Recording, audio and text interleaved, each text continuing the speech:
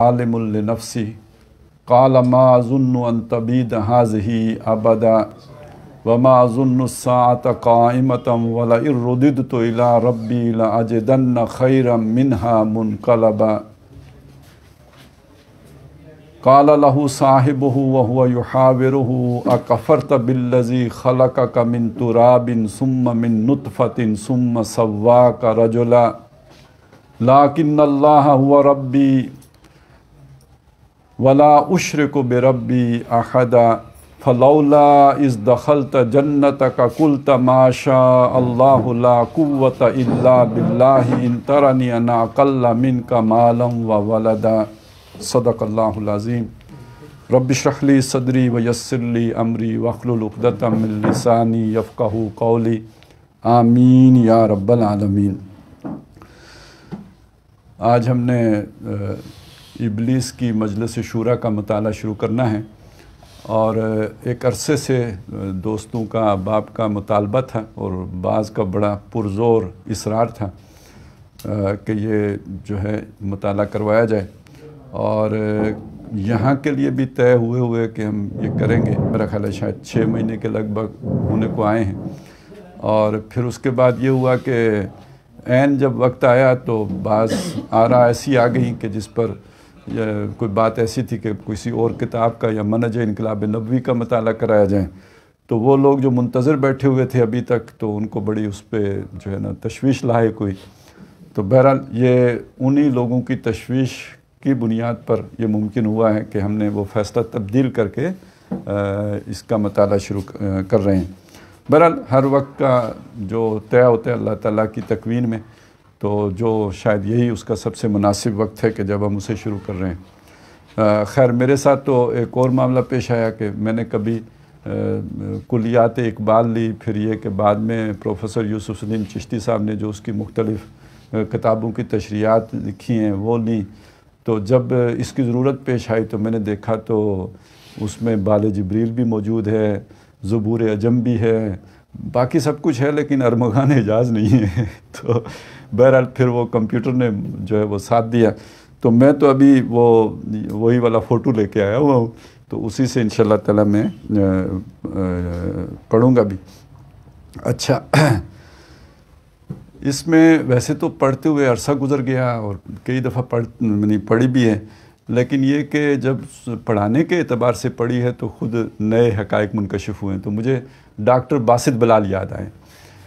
Doctor Basit بلال سے ہم نے ایک دفعہ کوئی بہت پرانی بات ہے، جب ہم خود میرا خیال ہے شاید زیر تعلیم نہیں، خیر اس کے بعد کی بات ہے، کوئی تربیتی کورس ہی تھا، اس میں انہوں نے کوئی چیز مطالعہ کرائی تھی، تو اس میں انہوں نے ایک بات بتائی تھی کہ بعض اوقات ایسا ہوتا ہے کہ جو مصنف ہے، رائٹر ہے، جو شاعر ہے، اس نے کوئی بات کہی ہوتی ہے، تو اس نے جو بات کہی ہوتی ہے اس کا جو کوئی مفہوم نکال لیتا ہے خود اس کے ذہن میں بھی نہیں ہوتا۔ اور اس میں 2 طرح کی باتیں ہوتی ہیں۔ ایک بات یہ ہوتی ہے کہ کسی نے غلط مفہوم نکال دیا، تو وہ تو غلط بات ہو گئی، وہ تو جو بھی اس کا مصنف اگر زندہ ہوگا تو تردید کر دے گا کہ میرے کہنے کا یہ مطلب نہیں تھا۔ لیکن بعض اوقات ایسی بات ہوتی ہے کہ جو مفہوم اس نے نکالا ہوتا ہے، اس سے جب وہ بات کہی گئی ہوتی ہے تو خود اس رائٹر کو تو وہ مفہوم اس کے ذہن میں نہیں ہوتا، لیکن اب جب اس کی وہ تشریح پیش کی گئی ہوتی ہے تو رائٹر کو اس سے اختلاف بھی نہیں ہوتا، گویا وہ سمجھتا ہے کہ یہ بات جو اس کی تشریح نکالی گئی ہے تو وہ ٹھیک نکالی گئی ہے۔ تو مجھے بار بار خیال آ رہا تھا کہ یعنی یہ مجھے ممکن نظر نہیں آتا کہ جتنے مفاہیم ان اشعار سے نکل رہے ہیں وہ سارے کے سارے بیک وقت اس وقت علامہ کے ذہن میں موجود رہے ہوں، واللہ عالم، اور رہے ہوں تو پھر یہ بڑا ہی الہامی قسم کا کلام بن جاتا ہے، کیونکہ وہ خود ان مفاہیم کا اتنا پریشر ہے کہ وہ اس واقعتاً ایک سمندر کو کوزے میں بند کرنا، اور وہ بھی نظم کے پیرائے میں، شعر کے پیرائے میں، یہ تقریباً ناممکنات سے محسوس ہوتا ہے۔ واللہ عالم، ہو سکتا ہے کچھ لوگوں کو اضافی صلاحیتیں نصیب ہوئی ہوں۔ بہرحال یہ جو بھی ابلیس کی مجلس شورا کا آئیڈیا ہے، پہلے تو یہی بڑا مطلب آپ ذرا تصور کریں تو بہت ہی تخلیقی قسم کا آئیڈیا ہے۔ ابلیس ہے، اس کی مجلس شورا ہے، تو ویسے تو شورا اور مجلس شورا تو ایک بڑا اسلامی قسم کا اور وہ سینس دیتا ہے، لیکن علامہ نے ایک تو اسے ابلیس کے ساتھ بھی منسلک کر دیا ہے۔ اور دوسرا اس میں اس حدیث کی طرف بھی اشارہ ہوتا ہے کہ جس میں ابلیس اپنا تخت جو ہے وہ پانی پر بچھاتا ہے کی خبر دی گئی ہے.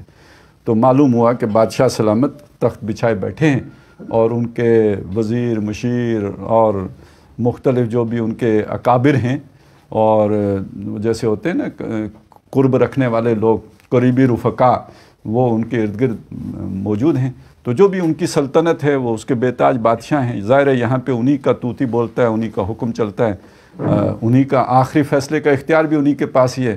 لیکن یہ کہ انہوں نے لوگوں کو بلایا ہے بات کرنے کے لیے، کوئی مسئلہ ہے، کوئی پیچیدگی پیدا ہو گئی ہے، کوئی پری ایمپٹیو میئرز لینے ہیں، کچھ لوگوں کی ذہن سازی کرنے کی ضرورت ہے، کچھ ایسی تبدیلیاں آئی ہیں کہ جس کی وجہ سے کچھ ضرورت محسوس ہوئی ہے کہ اپنے ساتھیوں کو مطمئن کیا جائے، ان کو جو ہے نا وہ بریفنگ دی جائے، ان کے ذہنوں میں اگر کچھ اشکالات ہیں تو وہ دور کیے جائیں تاکہ وہ یکسو ہو جائیں، ان کی جو بھی ہمارا ایجنڈا ہے اس پر ان کا اتفاق کامل ہو جائے.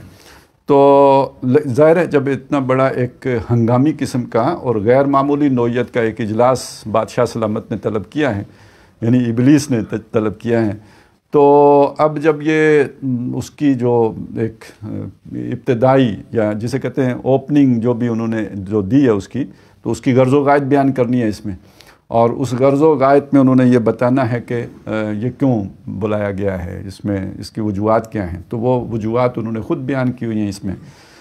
لیکن اس پورے ظاہر ہے ایک شاعر ہے، اس نے ایک تخیل باندھا ہے، وہ ایک میسج دینا چاہتا ہے، وہ ایک پیغام دینا چاہتے ہیں. یہ اہمیت نہیں ہے کہ شیطان کی مجلس شورا منعقد ہوئی اور کیا گفتگو ہوئی. اہمیت اس بات کی ہے کہ وہ کیا پیغام ہے کہ جو وہ جس نے یہ سارا پلاٹ ڈیزائن کیا ہے وہ جو دینا چاہتا ہے.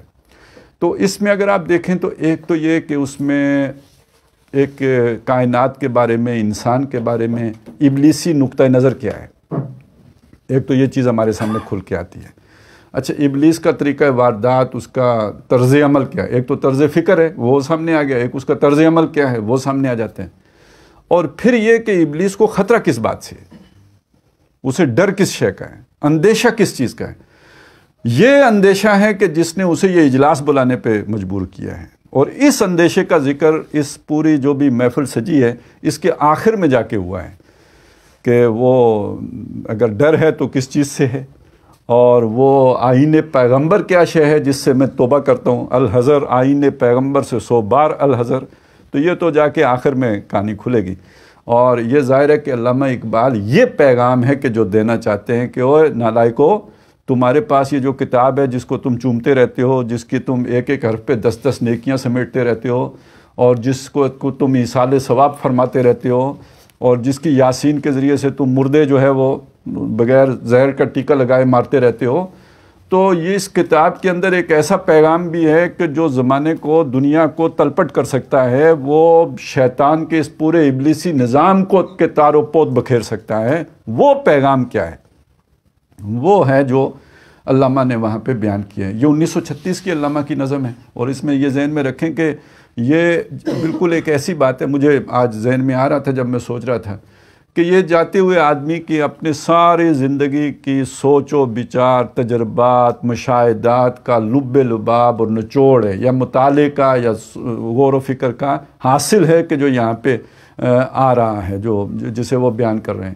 تو وہ جو میرے ذہن میں آ رہا تھا وہ ایک ایسی بات تھی کہ جیسے حضرت لقمان جب دنیا سے جانے لگے تو اپنے بیٹے کو وصیت کر رہے تھے، اور وہ وصیت اتنی جامع تھی کہ اسے قرآن مجید نے نقل کر دیا کہ لقمان نے اپنے بیٹے کو یہ وصیتیں کی ہیں. تو یہ امت مسلمہ کو اور آج ہم مسلمانوں کو اقبال بتا رہے ہیں کہ وہ تمہارے پاس وہ کیا شے ہے کہ جس سے شیطان بھی لرزتا ہے، کانپتا ہے، ڈرتا ہے. اور وہ اس لیے کہ وہ شے ہے کہ جو لوگوں کے دل کی آواز بن سکتی ہے، ان کے اپنی جو خواہش ہے اس کو سرو کر سکتی ہے، وہ چیز ہے جو تمہارے پاس ہے.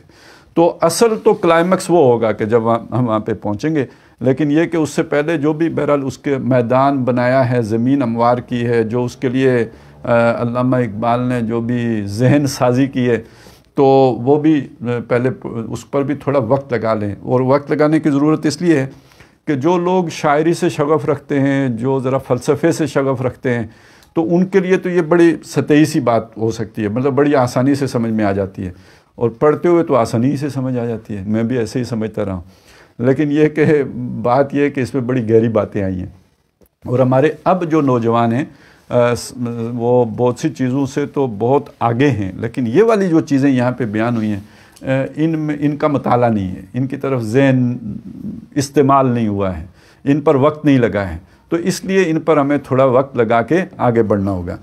تو جو سب سے دیکھیے جو پہلا ہی مصرع ہے کہ یہ عناصر کا پرانا کھیل، یہ دنیائے دوں۔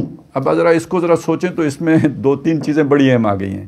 ایک بات یہ کہ عناصر کا پرانا کھیل، اب یہ کائنات کے بارے میں جو شیطانی ویو ہے، ورلڈ ویو جو اس کا ہے، یہ وہ پیش ہو رہا ہے، اور آپ اگر اسے دیکھیں تو یہ عناصر، یعنی جسے ہم سالمہ کہتے ہیں، وہ جو خاص سائنسی زبان میں وہ سالمات کا ہے نا، یہ سارا سال میں، جسے پارٹیکل، تو جو پارٹیکلز ہیں، اب وہ پتہ نہیں کون سا پارٹیکل، اب ہگس بوسان پارٹیکل تک پہنچ گئے نا، تو اس پر بھی ہمارے لوگ بڑے خوش ہوتے ہیں، یعنی ہمارے دیندار لوگوں نے تو اس ہگس بوسان پارٹیکل کا نام رکھا ہے شاید گاڈز پارٹیکل۔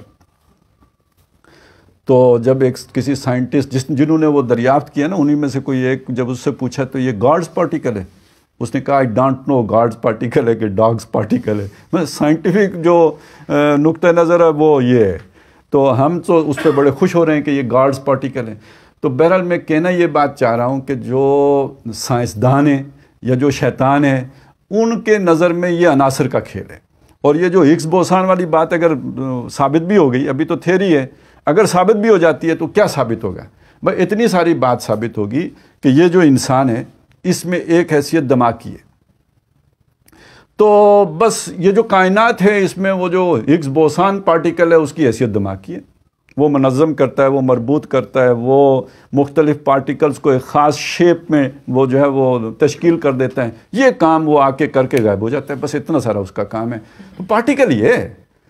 اور پارٹیکلز کے بارے میں یہ ہے ان کا یہی کہ بس یہ، یعنی بڑا عجیب نقطہ نظر ہے، لیکن بہرحال ہے جو اس وقت دنیا مان رہی ہے، وہ یہ ہے کہ یہ خود بخود یہ سارا کچھ کھیل کیوں کہا اس کو، کہ اس کے پیچھے کوئی پلان نہیں ہے، کسی کا منصوبہ نہیں ہے، کسی کا ارادہ نہیں ہے، کسی کی سوچ نہیں ہے، یہ بس بگ بینگ ہے، بس ہو گیا ہے، دھماکہ ہوا، اس سے ٹکڑے ہوئے، پھر جڑ گئے، پھر مل گئے، پھر مختلف سپیشیز بن گئی، پھر مختلف چیزیں بن گئیں وجود میں، یہ سب ایک حادثے کے نتیجے میں ہو گیا، اس کے پیچھے کسی کا منصوبہ کار فرمانا، یہ کھیل ہے، اور یہ پرانا کھیل ہے، یعنی یہ تو خیر اب یہ چیز آئی ہے نا، یہ جو ہگس بوسان والی، جس سے یہ اور وہ یہ کہ ایک دھماکے سے دنیا وجود میں آئی ہے، حادث ہے، یعنی ایک وقت میں بنی ہے، تو پرانا تو پہلے تو فلسفہ اقبال کے دور تک تو یہ باتیں نہیں تھیں نا، اقبال کے دور تک جو بات تھی وہ یہ تھی کہ مادہ قدیم ہے، ہمیشہ سے ہے، اور یہ بھی کیا غیر فانی ہے، یہ ہمیشہ رہے گا،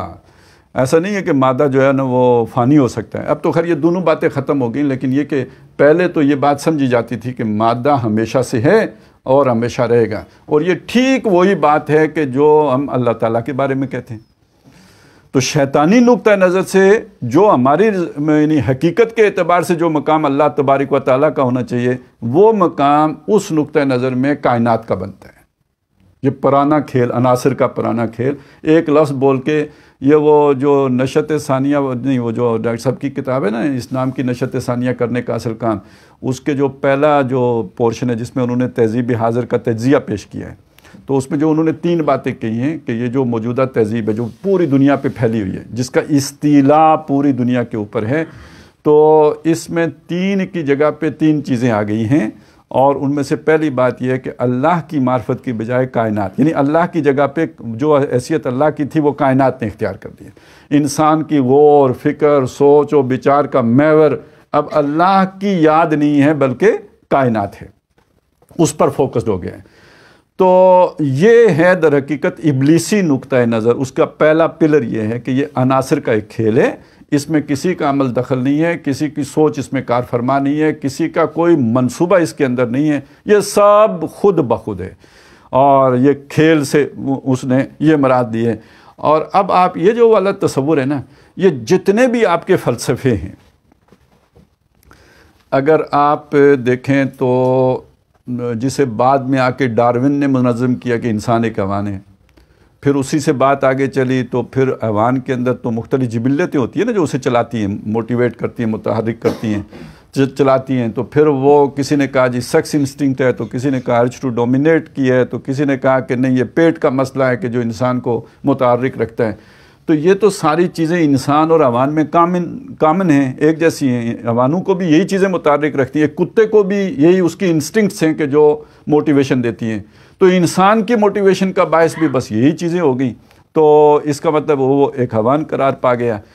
تو کسی کا منصوبہ ہو تو پھر تو ظاہر ہے اس کا کوئی مقصد حیات ہوگا، تو مقصد حیات اب فارغ ہو گیا. تو اب اسی سے پھر وہ ساری جو چیز بنی ہے، یعنی اسی مادے ہی سے اب جب اس نقطہ نظر سے جب انسان کو دیکھا گیا تو ایک حیوان سمجھا گیا.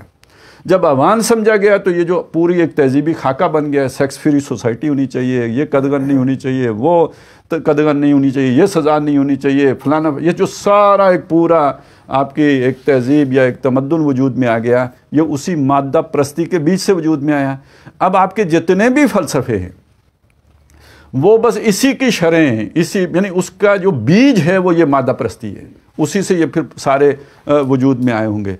تو ایک بات تو یہ تھی. دوسری بات یہ جان لیجئے کہ جتنے بھی نئے فلسفے ہیں جنہیں ہم سمجھتے ہیں یار یہ ماڈرن ایج کے بڑے ترقی یافتہ فلسفے ہیں، تو اگر آپ فلسفہ یونان کا مطالعہ کریں تو یہ سارے فلسفے اپنی یعنی جیسے آپ کے ابتدائی شکل میں آپ کو یونان میں مل جائیں گے. یعنی آج سے 3000 سال پہلے یہ فلسفے وجود میں آ چکے تھے، یہ اس طرح کے نقطہ آئے نظر بن چکے ہوئے تھے، لیکن وہ شیپ ساری ہی مادہ پرستی کی تھی.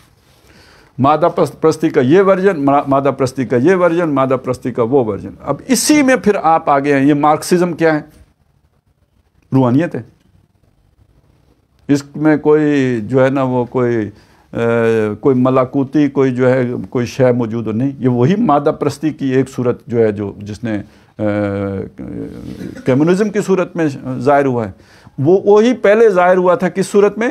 کیپٹلزم کی صورت میں، جو اسی کا اینٹیتھیسس ہے. تو خواہ کیپٹلزم ہو خواہ کمیونزم ہو، سورس پیچھے کیا ہے؟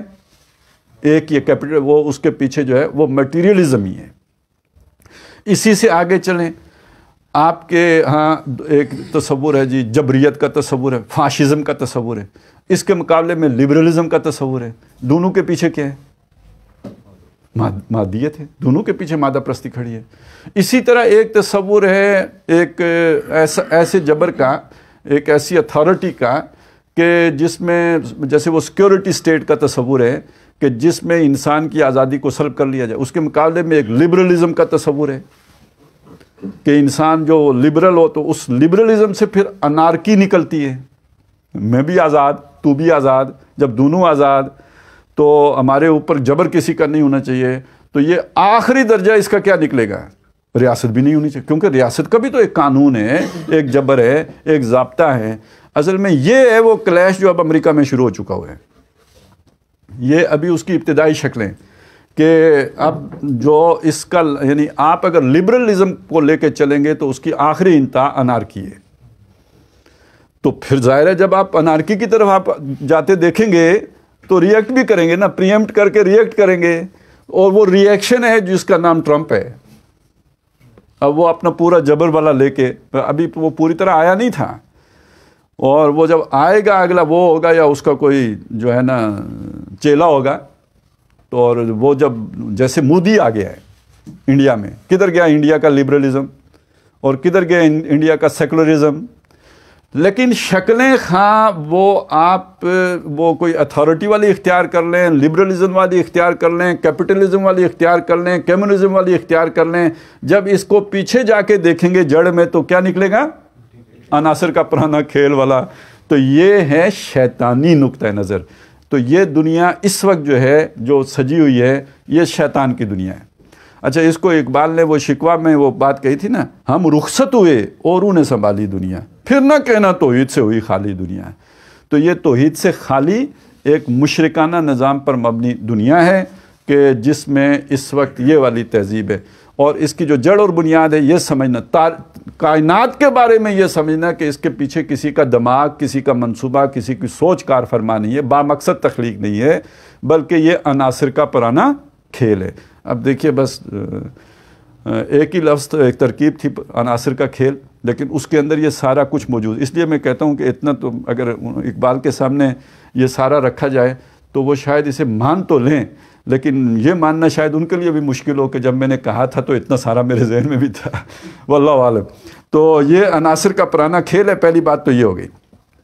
اور دوسری بات یہ بھی اب شیطانی نقطہ نظر، یہ دنیا دھوں، اس کا کیا مطلب ہے؟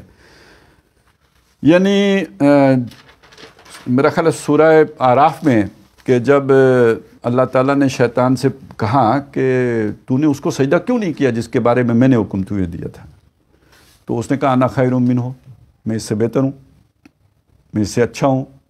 کیوں اچھا ہے بھائی؟ تو خلقتنی من نار و خلقتہ من طین، مجھے تو نے آگ سے بنایا، اس کو تو نے مٹی سے بنایا. تو یہ جو دنیا ہے، جو اس وقت جس دنیا پہ ہم رہتے ہیں، یہ زمین ہے، وہ زمین مٹی کی شے ہے. تو شیطان تو مٹی، وہ تو اس مٹی کو بڑا گھٹیا سمجھتا ہے. تو یہاں دنیا دوں جو ہے یہ اس کے گھٹیا ہونے، کمتر ہونے، سیکنڈ ریٹ ہونے، اس کی طرف وہ اشارہ کر رہا ہے. ایک گھٹیا مخلوق، یعنی اس میں وہ ذرا تھوڑا سا اپنا وہ مقام بتا رہا ہے. وہ جو اس نے اللہ سے بھی کہا تھا میں انہیں نتھ ڈال دوں گا، میں ان کو لگام دے دوں گا، میں ان کو تیرے رستے پہ نہیں چلنے دوں گا، تو ان میں سے اکثر کو شکر گزار نہیں پائے گا. یہ ساری باتیں اس نے کی تھی نا. تو اب در حقیقت وہ یہ پورا جو نظام اب ہمارے قابو میں ہے.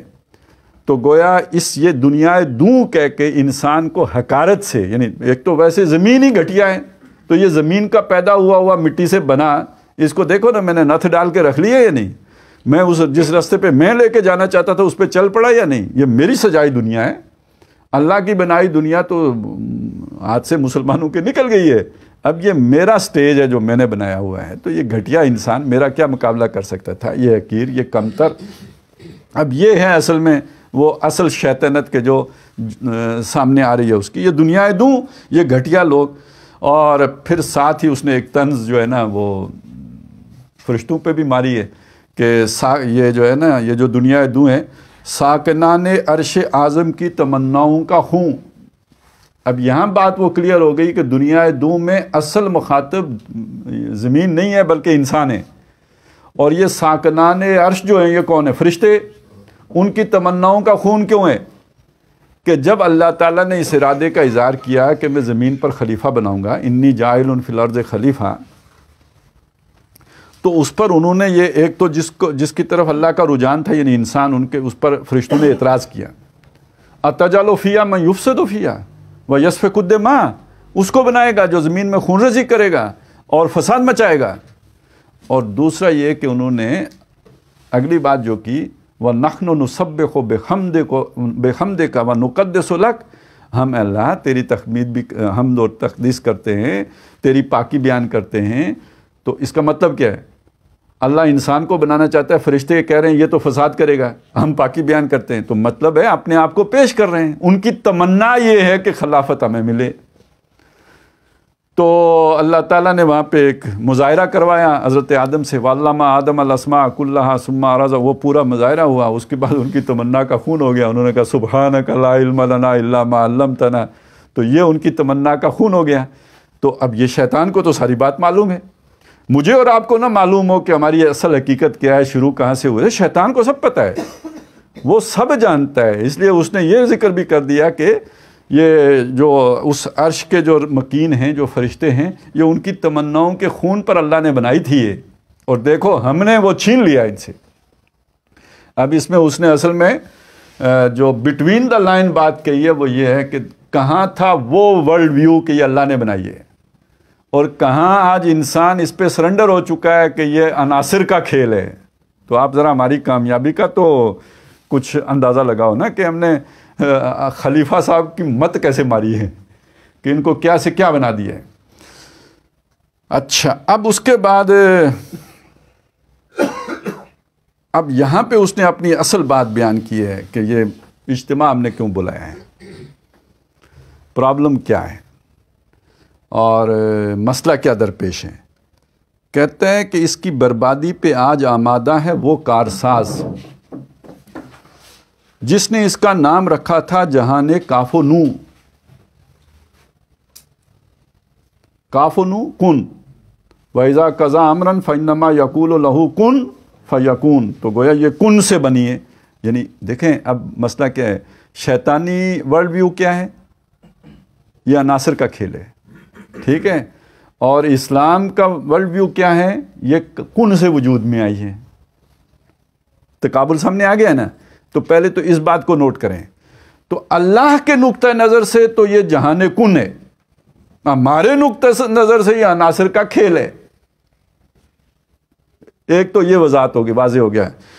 دوسری بات یہ کہ لگتا ہے یار علامتیں ہیں کہ جن سے پتہ چلتا ہے کہ یہ تو وہ برباد کرنے پہ آ گیا اس پہ. اچھا اس کے پیچھے برباد کیوں کرنے پہ آ گئے؟ بنائی اس نے تھی اور قبضہ ہم نے کر لیا ہے، یہ اس کے پروگرام میں تو نہیں تھا. تو اب اس کے پاس ایک ہی حل رہ گیا کہ اس کو برباد کرے. اور یہ جو خاص طور پہ یہ دیکھیں 1936 کی ہے، تو اس سے پہلے یعنی جو کچھ دنیا اس وقت تھی، جو بھی کلیشز تھے، اب علامہ اقبال سے یہ بات بھی پوشیدہ نہیں تھی کہ وہ جو اس وقت لیگ آف نیشنز تھی تو یہ اب بالکل ختم ہونے والی ہے. 1914 میں وہ جنگ عظیم پہلی ہو چکی ہوئی تھی، دوسری جنگ عظیم کے آثار ظاہر ہو رہے تھے. تو اگر یہی جنگوں کا سلسلہ چل پڑا تو اس کا مطلب ہے یہ تو سارا جو کچھ بھی ہے یہ تباہ و برباد ہو جائے گا، نیست و نابود ہو جائے گا. تو یہ تو وہ جو گریٹر پلان ہے اللہ تعالیٰ کا، اس میں تو اس کی کوئی بربادی کا فیصلہ ہوا نظر آ رہا ہے. تو اب یہ ہیں وہ حالات کہ جس میں یہ میٹنگ کنڈکٹ کی جا رہی ہے. فیصلے کا اختیار ادھر ہی ہے، مطلب وہ تو اس نے کرنا ہے، لیکن یہ کہ مشورے کا مطلب فیصلہ کرنا ہی تو نہیں ہوتا. مشورے کا مطلب جو ہے نا ایجوکیشن کرنا بھی ہوتا ہے. مشورے کا مطلب جو ہم نے فیصلہ کیا ہے اس فیصلے میں اگر کسی کو کوئی اشکال ہو تو پتہ لگے، تاکہ وہ جب ہم تقسیم کار کریں تو کم از کم اس بندے کے ذمے تو کوئی کام نہ لگایا جائے. تو مشورے کے بہت سے مطالب ہوتے ہیں، بہت سے مقاصد ہوتے ہیں. باقی تو شیطانی جو بھی طریقہ ہوتا ہے اس میں فیصلہ وہ اکیلا خود کر چکا ہوتا ہے، اس میں اس کی مرضی ہے کسی کو بتائے. یہ تو اس کی مہربانی ہے کہ اس نے اتنی بڑی مجلس شورا منعقد کر لی اور اس میں اس نے اپنا جو بھی فیصلہ ہے یا جو سنائے گا جا کے آخر میں، وگرنہ وہ اپنے گھر میں بیٹھ کے چپ چاپ فیصلہ کر کے تو ایک سرکولر ایشو کر دے. وہ سرکولر بھی نہ ایشو کرے، کون اسے پوچھ سکتا ہے کہ بابا آپ نے کیا فیصلہ کیا؟ جو مرضی جس پہ عمل درآمد کرنا شروع کر دے، یہ اس کا مطلب ایک مطلق اختیار ہے. تو بہرحال اس کی عنایت کہ اس نے اپنے مشیروں کو بلا کے ان کے سامنے مسئلہ رکھا، پیچیدگی رکھی، پرابلم رکھی. تو اب اس کے بعد ایک معاملہ اس نے شروع کیا. یہاں تک تو اس نے کچھ یعنی یوں سمجھیے کہ جو خطرہ درپیش تھا اس کا ذکر کیا ہے. اب اس کے بعد اس نے بڑکیں ماری ہیں، اور بڑکیں ماری ہیں اور آخر تک بڑکیں ہی ہیں، اور بڑی زوردار قسم کی بڑکیں ماری ہیں. اور اس سے میرا آج جو نا وہ ذہن گیا قرآن مجید کی بعض آیات کی طرف کہ یہ بڑک بازی کا کام شیطانی کام ہے. کو اللہ کا بندہ اس کے اندر تو عجز ہوتا ہے، انکسار ہوتا ہے، تواضع ہوتی ہے. وہ جب بھی بات کرتا ہے تو یعنی میں نے وہ جو آیات بھی شروع میں پڑھی تھی تو اسی اعتبار سے پڑھی تھی کہ آپ ذرا دیکھیں کہ ایک آدمی ہے جس نے اپنی ایک چھوٹی سی دنیا، 2 باغ ہیں اس کے، وہ اس نے بنا لیے ہیں. تو وہ کہتا ہے کہ یہ میں نے اپنے دست قدرت سے بنا ہے. عناصر کے کھیل میں میں نے بھی کھیل کھیلا ہے. اور یہ کہ باقی یہ کہ مجھے نہیں یقین کہ قیامت وغیرہ ہوگی. وما اظن الساعۃ قائمۃ، میں نہیں سمجھتا کہ قیامت کھڑی ہوگی. ولا ان رددت الی ربی، اگر میں لوٹ کے اپنے رب کے پاس چلا گیا، لاجدن خیرا منہا منقلبا. اب اس کے اندر آپ کو تعلیم محسوس ہو رہی ہے نا کہ مجھے اپنے رب کے پاس لازماً اس سے بھی بہتر ملے گا. کوئی پیغمبر نے بتایا کچھ نہیں، کوئی خبر نہیں، کوئی الہام نہیں، لیکن یہ کہ اس کے اندر کا ایک وہ شیطان ہے جو سے کہنا لازماً نہیں مجھے بہتر ملے گا. اس کے مقابلے میں اچھا اب یہ وہی نقطہ نظر کا فرق ہے نا. وہ جو دوسرا اس کا ساتھی ہے وہ اسے یہی بتا رہا ہے تو اس ذات کا کفر کرتا ہے جس نے تجھے مٹی سے بنایا، پھر نطفہ بنایا، پھر تجھے اچھا بھلا چنگا بھلا بندہ بنا دیا ہے، اس کا انکار کرتا ہے تو. تو اب ایک تو یہ ہمارے سامنے تقابل کیا گیا. ایک آپ دیکھیں تو یہ ذرا تھوڑا سا لطیف سا تقابل ہے. سورہ بقرہ میں جہاں حج کا ذکر آتا ہے نا، الحج اشہر معلومات، اسی میں آگے جا کر وہ مشہور دعا آتی ہے ربنا آتنا فی الدنیا حسنۃ وفی الآخرۃ حسنۃ وقنا عذاب النار. اس سے پہلے کیا آتا ہے؟ اس سے پہلے یہ بات آتی ہے کہ وَمِنَ النَّاسِ لوگوں میں وہ بھی ہیں کہ مَن یقول آتنا فی الدنیا، جو یہ کہتا ہے مجھے دنیا میں دیں، وَمَا لَهُ فِي الْآخِرَةِ مِنْ خَلَاقٍ، آخرت میں اس کا کوئی حصہ نہیں ہے۔ وَمِنْهُمْ مَن يَقُولُ رَبَّنَا آتِنَا فِي الدُّنْيَا حَسَنَةً وَفِي الْآخِرَةِ حَسَنَةً وَقِنَا عَذَابَ النَّارِ۔ یہ دو نقطۂ نظر ہیں۔ ایک نقطۂ نظر یہ ہے کہ دنیا میں مل جائے، وہ حسنہ کا بھی نہیں ہے، مال دنیا مل جائے، حسنہ نہیں، دنیا مل جائے، اس کے لیے تو آخرت میں یہ ایک نقطۂ نظر ہے، آخرت میں اس کا کوئی حصہ نہیں۔ اور ایک نقطۂ نظر یہ ہے کہ دنیا میں بھی حسنہ ملے، مال نہیں ہے، حسنہ مال نہیں ہے، حسنہ ہدایت ہے، صحیح سمجھ ہے، فہم ہے، تو دنیا میں بھی حسنہ ملے، آخرت میں بھی حسنہ ملے اور دوزخ سے نجات مل جائے۔ یہ وہ صحیح نقطۂ نظر ہے، وہ پہلا شیطانی نقطۂ نظر ہے۔ اب یہ تو ایک کنسپچول چیز تھی نا، اس کو اللہ تعالیٰ نے اسی رکوع میں بالکل جیسے کہتے ہیں نا کنکریٹ فارم میں بیان کیا، اس کو ایک مثال کی صورت میں سامنے رکھا ہے۔ وَمِنَ النَّاسِ لوگوں میں وہ بھی ہے جس کی بات جب وہ بات کرتا ہے نا تو اس کا بات آپ کو تعجب میں ڈالتی ہے۔ یوجبو کا قولہ فی الحیات الدنیا، اس کی باتیں ایسی میٹھی، ایسی دل کش، ایسی زخرف القول غرور کہ جو آپ کو بھاتی ہیں، آپ کو اپنی طرف اٹریکٹ کرتی ہیں، کھینچتی ہیں اپنی طرف۔ تو یہ ہر مقرر کے لیے، ہر جو ہے نا مدرس کے لیے، ہر وہ کون سے ہوتے ہیں جی، موٹیویشنل سپیکر کے لیے بہرحال یہ ہو سکتا ہے، کیونکہ یہ ہر ایک پر اس کا اطلاق ہو جائے گا، جس کی بات بھی کسی کو بھلی لگتی ہے، لگتا ہے کہ طاقت پرواز رکھتی ہے کوئی کسی کی بات، تو بہرحال تو طاقت پرواز تبھی محسوس ہوگی کہ کسی کو بھلی لگے۔ تو وَمِنَ النَّاسِ مَن يُعْجِبُكَ قَوْلُهُ فِي الْحَيَاةِ الدُّنْيَا وَيُشْهِدُ اللَّهَ عَلَى مَا فِي قَلْبِهِ۔ اچھا، صرف یہ مسئلہ اس درجے کا نہیں ہے جو اس بندے کا تھا کہ جو اللہ کو مانتا ہی نہیں یا عناصر کا کھیل سمجھتا ہے، یہ ایک اس بندے کی بات ہو رہی ہے کہ جو اپنے دل کی کیفیات پر اللہ کو گواہ بناتا ہے۔ ٹھیک ہے، یعنی جو کچھ میں کہہ رہا ہوں اللہ کی قسم، وہ اللہ کو میرا پتہ ہے، اللہ جانتا ہے میں نے کتنی محنت کی اور کیا ہے اور کتنا خلوص بھرا ہوا ہے اور کتنا میرے اندر انکسار رچا بسا ہوا ہے۔ وَيُشْهِدُ اللَّهَ عَلَى مَا فِي قَلْبِهِ وَهُوَ أَلَدُّ الْخِصَامِ۔ اصل حقیقت یہ ہوتی ہے کہ یہ پکا پھوپھا کٹن ہوتا ہے، اور اس کی جو وَإِذَا تَوَلَّى، جب یہاں سے لوٹ کے جاتا ہے، یہ سارے گپے ہانک کے، سعیٰ فی الارض، زمین میں وہ کوشش کرتا ہے لِیُفْسِدَ فِیہا، اس میں بگاڑ پیدا کرنے کی، وَیُہْلِکُ الْحَرْثَ وَالنَّسْلَ، کھیتی اور نسل برباد کرنے کی کوشش کرتا ہے۔ وَاللَّهُ لَا يُحِبُّ الْفَسَادَ، تو نیک بندہ جو ہے نا فسادی نہیں ہو سکتا، اس لیے کہ اللہ تعالیٰ فساد کو پسند نہیں کرتا۔ اگلی بات اس کی یہ کہی کہ وَإِذَا قِيلَ لَهُ اتَّقِ اللَّهَ، جب اس سے کہا گیا کہ اللہ سے ڈر ہے، یہ تو کیا حرکت کرتا ہے، أَخَذَتْهُ الْعِزَّةُ بِالْإِثْمِ، اس کی عزت اس کو گناہ پر مائل کر لیتی ہے۔ میں اس کی بات مانوں،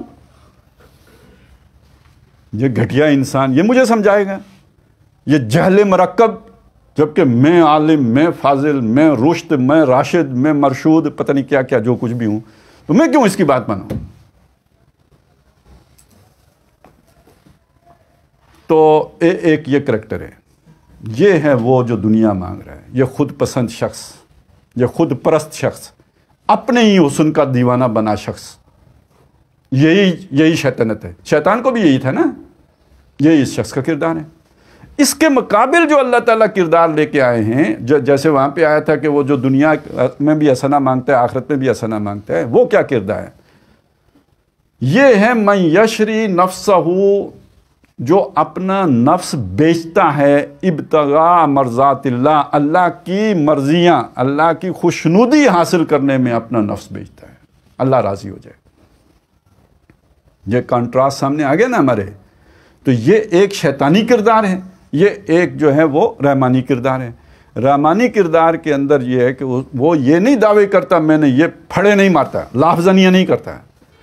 وہ اگر کوئی ایسی بات ہو بھی تو تقدیس نعمت کی درجے میں بات کرے گا، ایسی بات ہو بھی تو اللہ کے احسان کے طور پر اس کا ذکر کرے گا، ایسی بات اس سے کوئی کارنامہ سرزد ہو بھی گیا ہو تو کہے گا اللہ کی مہربانی، اللہ کی عنایت، یہ اس کا رویہ ہوگا۔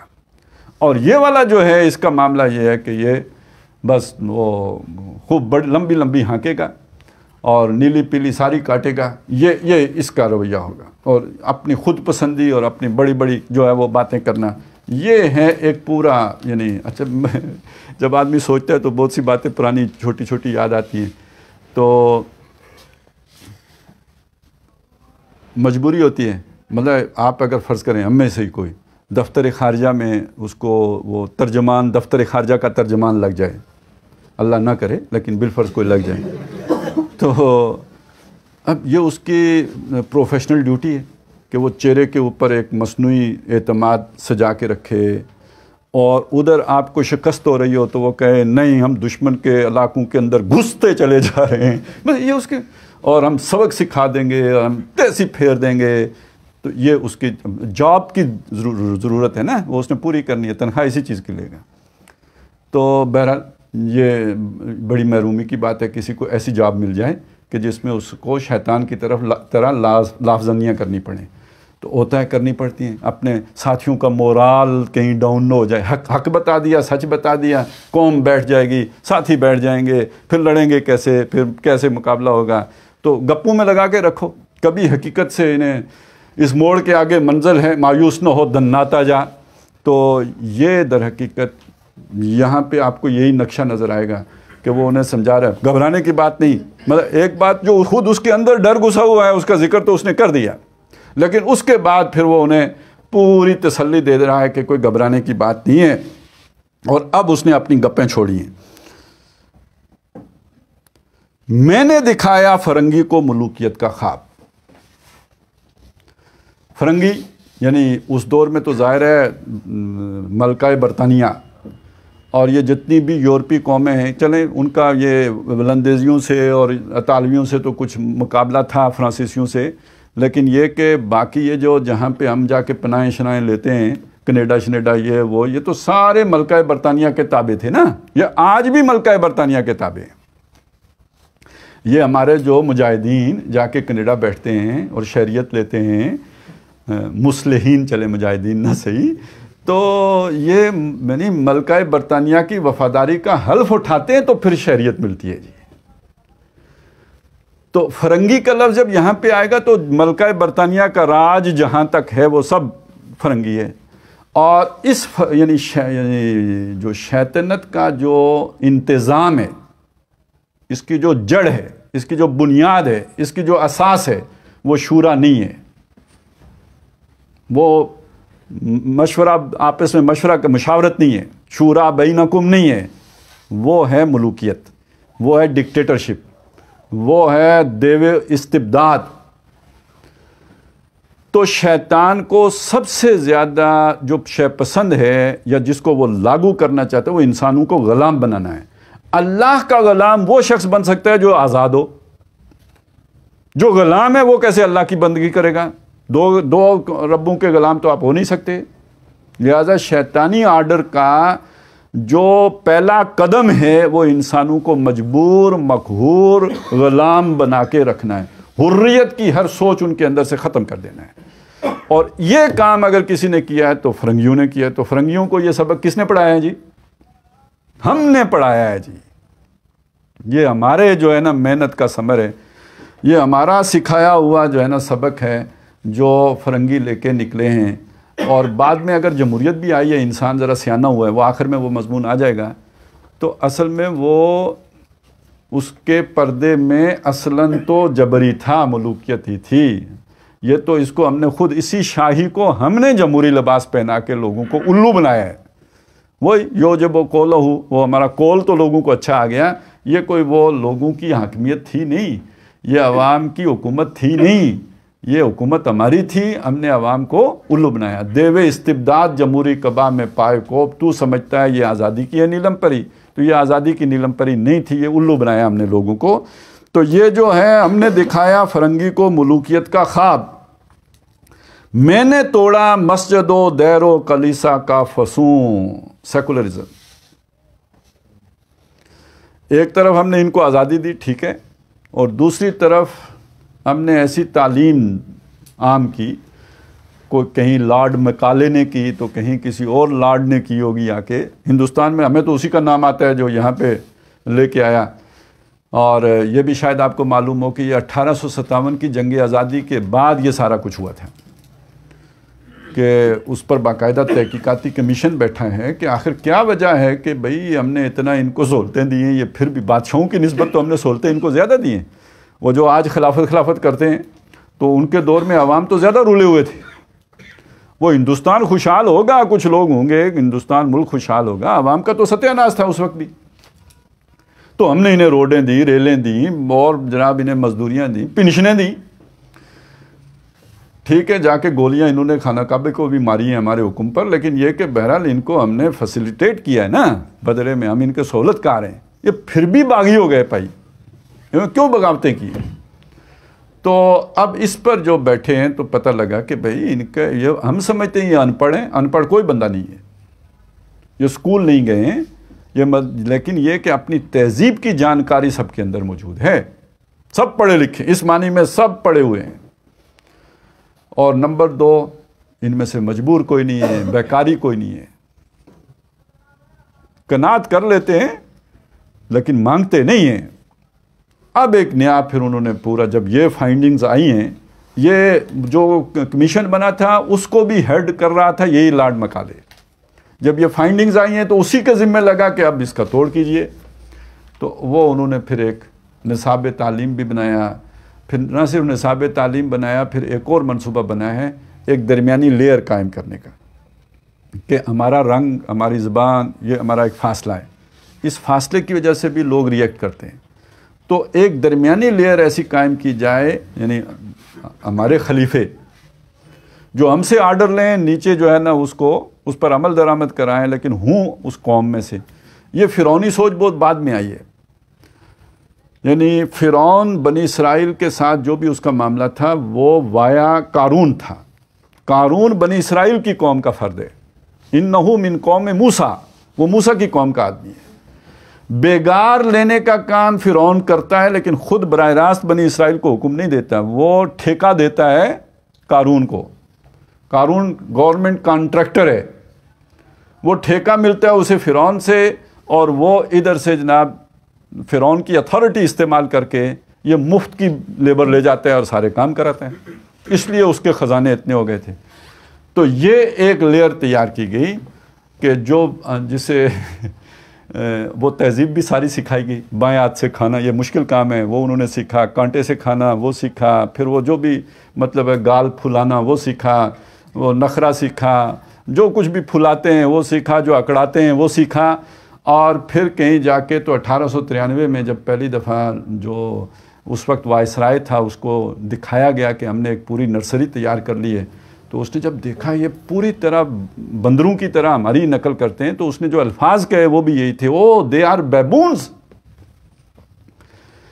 اور ایک دفعہ جاوید چودھری نے پورا ایک کالم لکھا تھا، اس میں یہ بھی لکھا تھا کہ بابو اسی سے بگڑ کے بنا ہے۔ وہ پھر بابو ہمارے ہاں کتنی بڑی شے بنا، سنو بھی لے چل نال وے بابو سنی گڈی والے آ، تو بابو پھر یہاں پہ پہنچا ہے۔ اور ان پڑھ بابو بھی ہوتے تھے، اربن ماں اپنے بیٹے کا نام بابو رکھ دیتی تھی، تو یعنی وہ آئیڈیلائز ہو گیا بابو۔ اس سے آپ سمجھ لیجئے کہ یہ پوری دنیا کو اس جکڑ بندی میں، ملوکیت کی جکڑ بندی میں اور اس غلامی میں ہم نے جکڑا ہے۔ وہ جیسے اس نے کہا میرا باغ میں نے بنایا ہے، یہ میری محنت سے بنا ہے، تو یہ پورا جہاں ہم نے بنایا ہے۔ اللہ نے 1.25 لاکھ انبیاء بھیجے، ہم نے سب کا کام پہ پانی پھیر دیا، اور دیکھ لینا ہم نے اپنا ایک جہاں سجا دیا۔ میں نے دکھلایا فرنگی کو ملوکیت کا خواب، اور جس نے توڑا مسجد و دیر و کلیسا کا فسوں، اور اب جا کے وہ لبرلزم جو بھی وہ والی لاٹ بنی ہے، اس کو کیا مسجد سے غرض، اس کو کیا جو ہے وہ مندر سے غرض، اس کو کیا کلیسا سے غرض۔ یعنی مغرب میں تو کلیسا، وہ کتنے کلیسے بیچ کے تو ہم نے مسجدیں خریدی ہیں، بنائی ہیں ان کو، یعنی یہ زبردستی نہیں، وہ اب بیکار پڑی ہیں، کوئی ان کو پوچھتا نہیں۔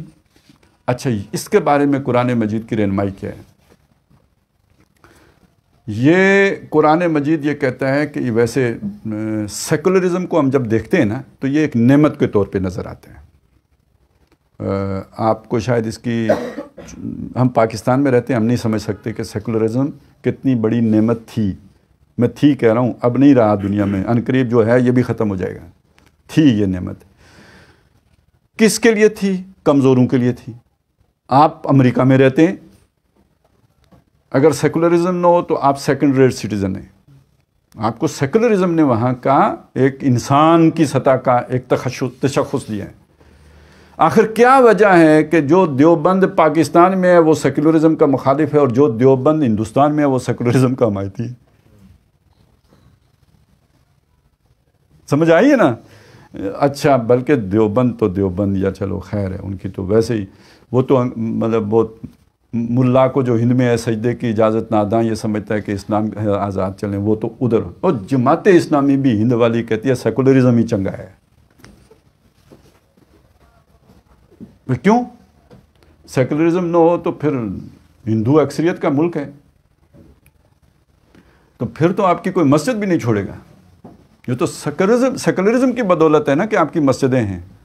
اچھا، یہ سیکولرزم کا ایک سافٹ فیس تھا. اصل سیکولرزم کیا ہے؟ یہ سب ختم کرو.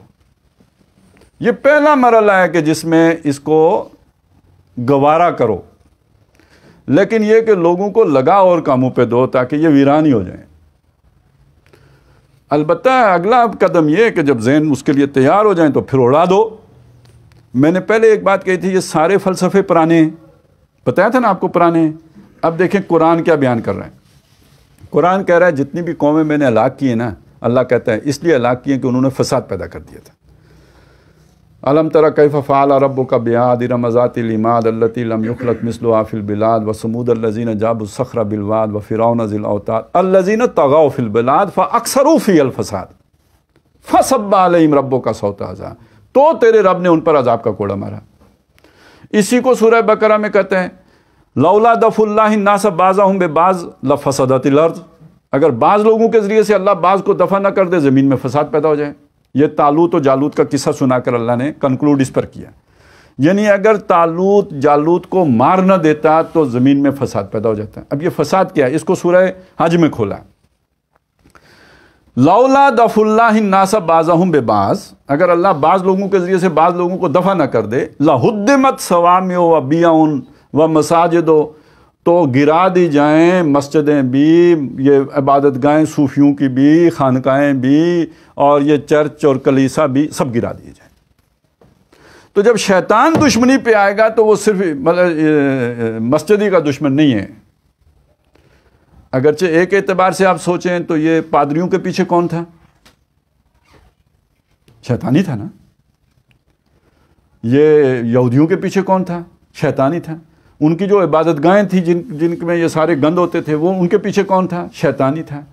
لیکن جب اس کا پورا اقتدار قائم ہو تو وہ ان کو بھی، ان نشانات کو بھی باقی دیکھنے کے لیے تیار نہیں ہے. یہ اس کو کھلتے ہیں، یہ اس کے سوزے دروں آگے آ جائے گا. سوزے وہ جو اس کے اندر آگ لگی ہوئی ہے، جو اس کو جلن ہے، جو نو انسانی سے اس کا حسد ہے، یہ تو اسے گوارا ہی نہیں ہے کہ ان میں سے کوئی نشانی دنیا میں باقی بچے. لہٰذا یہ لے کے جانا ادھر ہے. اچھا، اب یہ ظاہر ہے یہ بات تو یقیناً علامہ اقبال کو معلوم نہیں ہوگی کہ اب جہاں پہ انسان پہنچ گیا ہے کہ اب انسان اس بات پر قادر ہو گیا ہے کہ وہ ایک ایسا انسان تخلیق کر سکے کہ جس کے اندر خیر کا مادہ ہی نہ ہو. ہیں؟ میں صحیح کہہ رہا ہوں؟ آپ تعجب میں مبتلا ہیں. ڈی این اے ٹیکنالوجی تک آدمی کی رسائی ہو گئی ہے یا نہیں؟ آپ اپنی مرضی کا ٹماٹر بنا لیتے ہو یا نہیں بنا لیتے؟ وہ ٹماٹر بن گیا یا نہیں جو خراب نہیں ہوتا، جس کے ایٹریبیوٹس آپ طے کرتے ہو. ایسی یعنی یہ جو بھی فصلیں ہیں ان میں یہاں تک رسائی ہو گئی ہے نا. اچھا، اوانوں میں ہو گئی یا نہیں؟ 60 کلو والی گاں دودھ دینے والی 100 کلو والی کتوں آئی؟ آسٹریلیا میں کیسے پیدا ہوئی؟ ظاہر ہے یہ ساری جو ہے نا ہائی ٹیک ہے. تو وہ بھی ایک حیوان ہے. تو انسان کے ڈی این اے پر کام کر کے تو اب تو یہ باتیں آ چکی ہیں بھائی صاحب کہ دیکھیں. اور آپ خالص سرمایہ دار کے نقطۂ نظر سے دیکھیں. آپ کی ایک فیکٹری ہے، آپ کو سب سے بڑا مسئلہ مزدور کا ہے. کوئی بھی کام کریں سب سے بڑا مسئلہ مزدور کا ہے. یہ ہڈ حرام مزدور کام نہیں کرتا ہے، کام کرے تو بغاوت کرتا ہے، وہ کہتا ہے انہیں پیسے لے آؤں گا، انہیں نہیں تو انہیں دیو، ٹھیک ہے جی، یہ یونین بنا لیتا ہے۔ تو یہ دنیا ہے سرمایہ داروں کی دنیا، اور ان کے لیے جو ٹربل کریٹ کرتا ہے وہ مزدور کریٹ کرتا ہے ہر جگہ پہ۔ ہر بندے کو یہی پرابلم ہوتی ہے، یار باقی کام تو ٹھیک ہے، مزدور کا مسئلہ ہے۔ اچھا، ایک کام ہمارے صوفیاء کرتے ہیں کہ وہ مزدور کو اتنا وہ کر دیتے ہیں ایماندار کہ وہ یہ بدماشیاں چھوڑ دیتے ہیں، لہٰذا وہ سرمایہ دار کے لیے ایک بہت ہی اچھا وہ پروڈیوسر بن کے آ جاتے ہیں۔ وہ اسے کہتے ہیں تیری تنخواہ باقیوں تو ڈبل۔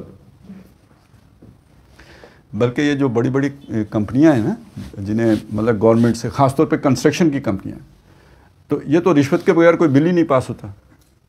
اچھا، رشوت وہ شے ہے کہ جس کی ڈاکومنٹیشن نہیں ہو سکتی، سمجھ آ رہی ہے میری بات کی؟ اب آپ نے کسی افسر کو رشوت دینی ہے تو یہاں تو وہ افسر ہونا چاہیے آپ کا کہ جو بہت ہی ایماندار آدمی ہو، اللہ سے ڈرنے والا، کیونکہ وہ اگر ادھر رشوت ₹1,00,000 دیتا ہے تو ادھر آ کے لکھ دیتا ہے ₹3,00,000، تو کاؤنٹر چیک کیسے ہوگا؟ آپ اس افسر کو فون کریں گے تم نے ہم سے کتنے پیسے لیے تھے؟ اس کا کوئی کاؤنٹر چیک نہیں ہے۔ لہٰذا سب سے ایماندار آدمی آپ کو محکمہ رشوت میں چاہیے اگر آپ نے فیکٹری چلانی ہے، یہ آج سیکھ لیں۔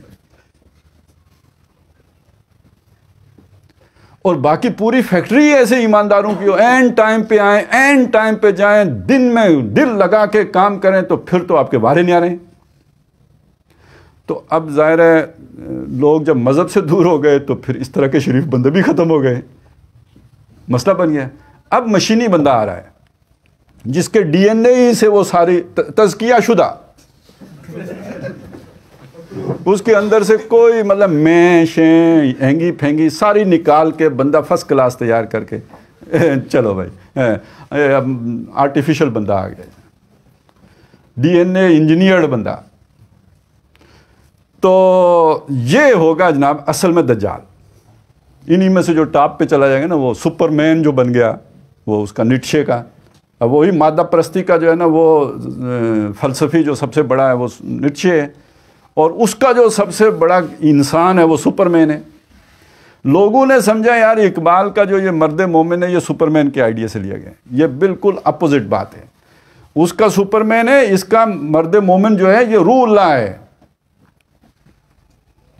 دنیا کو ہے پھر مارکائے روح و بدن پیش، تہذیب نے پھر اپنے درندوں کو ابارا، اللہ کو پامردی مومن پہ بھروسہ، ابلیس کو یورپ کی مشینوں کا سہارا۔ یہ مشینی انسان ہوگا جس میں سے وہ سپر مین یا دجال نکلے گا، اور اس دجال کا کلا کما روح اللہ کریں گے حضرت مسیح علیہ السلام۔ یہ اقبال کا مرد شاہین ہے یا وہ مرد مومن ہے، تو اس میں بھی کنفیوز نہ ہو۔ خیر، تو یہ کلیسا ولیسا کا جو ہے نا یہ فسون ٹوٹ گیا جی، دنیا میں مذہب کا بیڑا غرق۔ ہمیشہ انسان مذہبی تو رہا ہے، وہ اگر توحید والا نہیں رہا تو مشرک تو رہا ہے نا، شرک بھی تو مذہب ہے نا۔ میں نے سب کا جنازہ نکال لیا، یہ سیکولرزم اور لبرلزم آ گیا ہے، سب کچھ نکال دیا ہے۔ یعنی میری طاقت کا اندازہ لگاؤ کہ مذہب جو اس کی گھٹی میں پڑا تھا، جو اس کے ڈی این اے میں پروگرامڈ تھا، وہ بھی میں نے نکال دیا ہے۔ ایسا مت ماریے اس کی۔ میں نے ناداروں کو سکھلایا سبق تقدیر کا، یہ والا مذہب بہت اچھا ہے، اور یہی ہمیں سکھایا بھی جاتا ہے کہ بھائی آپ مزدور پیدا ہوئے ہو، آپ کی قسمت اللہ نے یہی لکھی ہے۔ خدا اس غلام سے راضی جس سے اس کا مالک راضی۔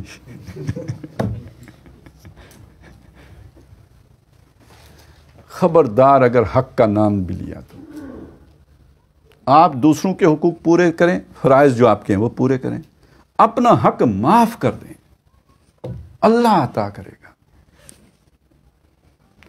یہ مائنڈ سیٹ سرمایہ دار کو کتنا بھاتا ہے جو اپنی تقدیر پہ راضی ہو جائے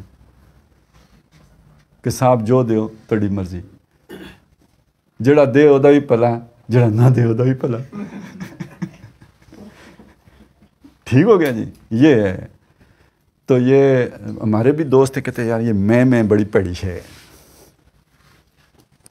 میں بڑی پیڑی، یعنی آپ اپنے حق کی بات کرتے ہو، یہ بہت بری ہے، یہ بڑی خلاف اسلام بدتمیزی پر مبنی بات ہے، یہ کدھر سے لے آئے ہو؟ تو یہ انا کا بت توڑنا چاہیے۔ تو انا کا بت توڑ کے کیا کریں؟ سر تسلیم خم کریں. تو اقبال کا جو تصور اسلام ہے اس میں یہ خالص ابلیسیت ہے. ابلیس کہتے ہیں یہ میں نے پٹیاں پڑھائی ہیں ان کو، یہ غلامی کا جو طریقہ میں نے سکھایا ہے، میں نے ناداروں کو سکھلایا سبق تقدیر کا. اچھا یار اس پہ تو بڑی شاندار ایک دو نظمیں، وہ جس کو شوق ہو تو جا کے، ایک تو ہے اس کی فیض احمد فیض کی، عنوان ہے اس کا کتے. وہ یہ بھی سارے سڑے ہوئے لوگ ہیں نا کہ بھئی کیا ظلم ہو رہا ہے، کیا ہے، اوپر سے ساڑا یہ کہ یہ لوگ بولتے نہیں. تو اس نے پھر ایک کتے مضمون لکھا، نظم لکھی، اس میں اس نے نقشہ کھینچا ہے کہ اپنی تقدیر پہ یہ کتا راضی ہے فلانا فلانا کر کے. تو آخر میں وہ کہتے ہیں وہ دم ملاتا ہے وغیرہ وغیرہ. تو آخر میں وہ دعا کرتا ہے کہ کاش اس کتے کی دم پر کسی کا پاؤں آ جائے یہ کچھ ریئیکٹ کرے اور اسے اپنی طاقت کا اندازہ ہو کہ اگر یہ کتے اکٹھے ہو جائیں تو یہ مالکوں کو کچا چبا جائیں. تو ایک تو اس نے یہ پوری ساری عوام، اس سوچ کی عوام کو کتے قرار دیے. دوسری نظم ہے اس کی، میں نہیں مانتا والا کون ہے، حبیب جالب کی ہیں. تو اس نے کہا، اس نے اس کو رکھا ہے ایوب خان پر. ایوب خان کا دور تھا، ایوب خان نے حفیظ جلندری کو ایک شاہنامہ اسلام لکھنے میں اپنا نام شامل کرنے کے لیے نوکری دے دی. وہ تو اس کا سیکرٹری بن گیا. تو کہیں یہ ملا اسے حبیب جالب، تو کوئی بات چیت ہوئی تو اس نے بتایا کہ وہ تم سے بڑا تنگ ہے. تو میں نے اسے کہا ہے کہ اس کو بند کر دو میں نے مشورہ یہ دیا. ظاہر ہے اس نے اس کو ایوب خان کو خوش کرنا تھا، تو اس پہ تب چڑھ گئی.